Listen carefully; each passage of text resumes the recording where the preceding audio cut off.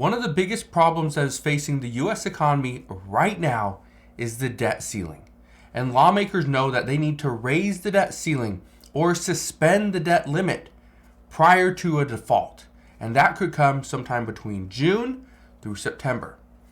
Now, according to the Treasury Secretary Janet Yellen, we will have an update on the new X date within the next couple of weeks.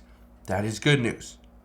The bad news is we do not know if Congress can pass a bill to raise the debt ceiling. We do know what Republicans are doing though, and this is what I want to address today. Because the news out last night, and this was late last night, that lawmakers were trying to strike a deal. Well, it looks like we are very close to getting a deal done in the House of Representatives, which again is mostly Republican. So today I want to go over what is being said, what the changes are, and why this is actually good news.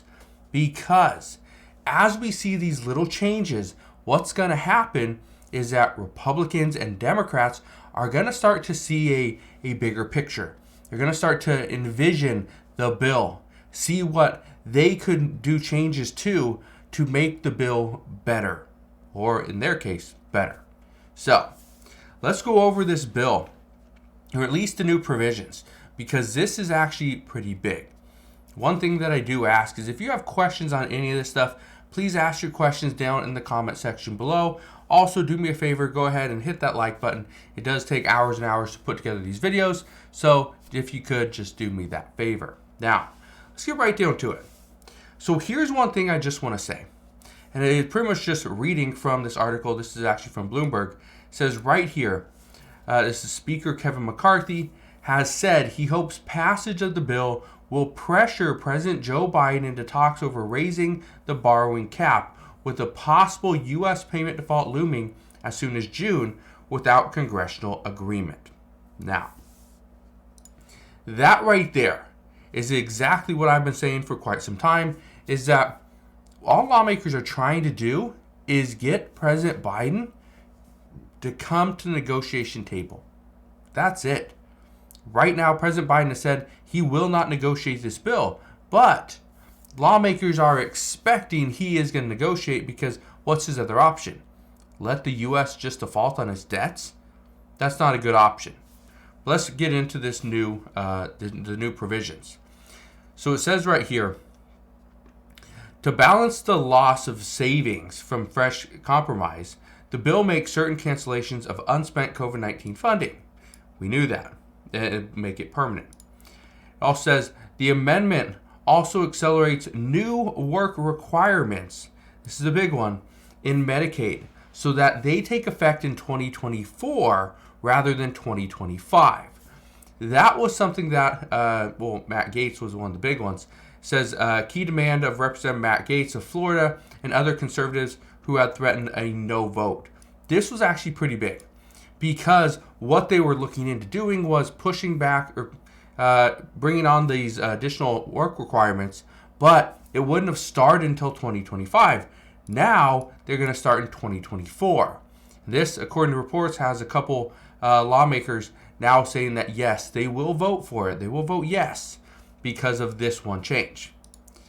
Also says the amendment also contains language clarifying that one of the goals of the food stamps program is to increase work by participants.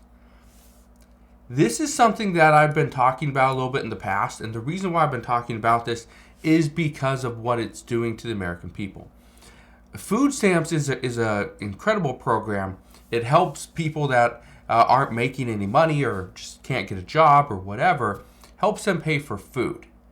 This is a big program. It's keeping people out of poverty. It is making sure children, elderly, parents, whoever, are not food insecure. So again, it's a great program. However, this program is fully funded by the U.S. government. It's not like we put in 1.5% of our taxpayer dollars, and that goes into fund the SNAP program. No, it's fully funded by the U.S. government. They dictate how much money is going to go to that program every single year. And so that is something that we have to look into, because according to the recent reports, this is going to see a cut. And it's going to see a cut simply because right now the goal is to see an increase in work by participants. That's the goal. Okay? Also, the new changes to this debt ceiling bill says credits for carbon oxide sequestration and incentives for biodiesel, renewable diesel, alternative fuels, and second-generation biofuel would be fully restored. A sustainable aviation fuel credit and the clean fuel production credit would be allowed for investments made between August 2022 and April 19, 2023.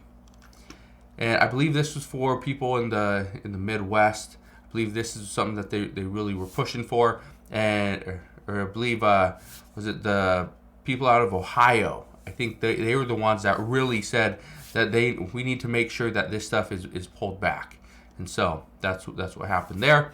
It says the approach would effectively grandfather in some sustainable aviation fuel ventures announced in the wake of the Inflation Reduction Act.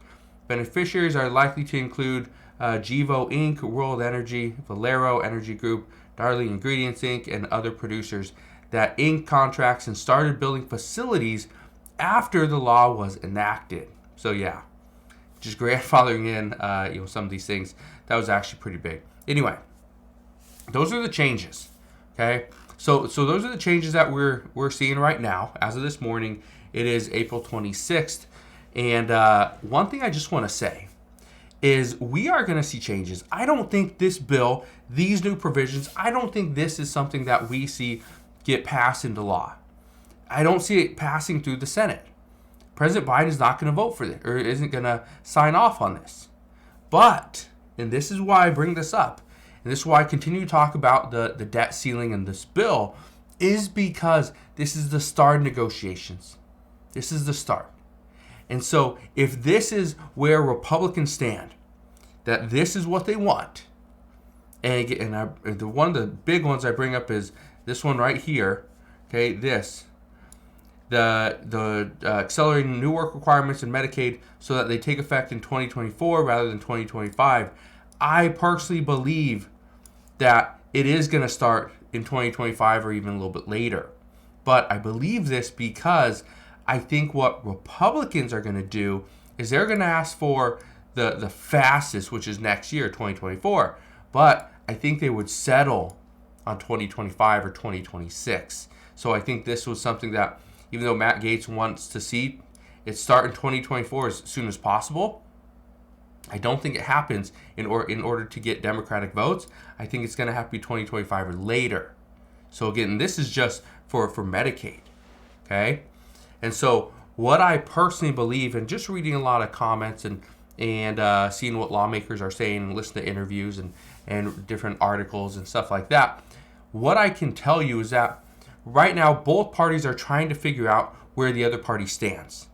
This bill, okay, this one that is potentially going to be passed this week by the House of Representatives, this bill, I think, is a great starting point for Republicans, as long as they can all get on board and pass it.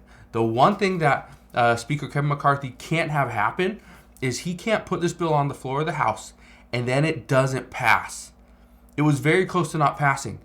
That's why there's new provisions. That's why they had to go back to the drawing board and figure out how can they get the other lawmakers, the holdouts, how could they get them on board? Well, it looks like they have got them on board. They figured it out, they know what they're going to do, and now they're moving forward. So that's the Republican side. On the other side, for Democrats, they don't want to negotiate, or at least President Biden doesn't. But according to recent reports, President Biden will be willing to listen to what Republicans are asking for. He doesn't want to negotiate. He's willing to listen. He will hear what they want, and then, based off of what I'm hearing and seeing, President Biden will then put together another bill, and that will take into consideration some of the things that Democrats or Republicans are wanting, but he's going to put together his own bill.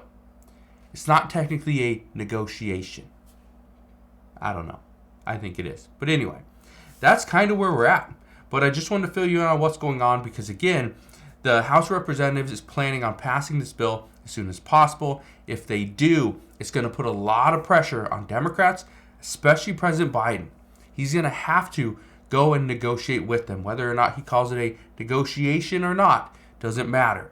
He has to come and find some middle ground so that the American people aren't screwed and we don't see the United States default on its debts. So, as soon as we get more information as to what is going on there, how we will potentially be affected by this debt ceiling crisis, I promise I will come back. I will fill you in on all the latest news and updates. Again, just want to thank you guys for watching. Have a wonderful rest of your day. Consider subscribing, and I'll see you guys on the next one.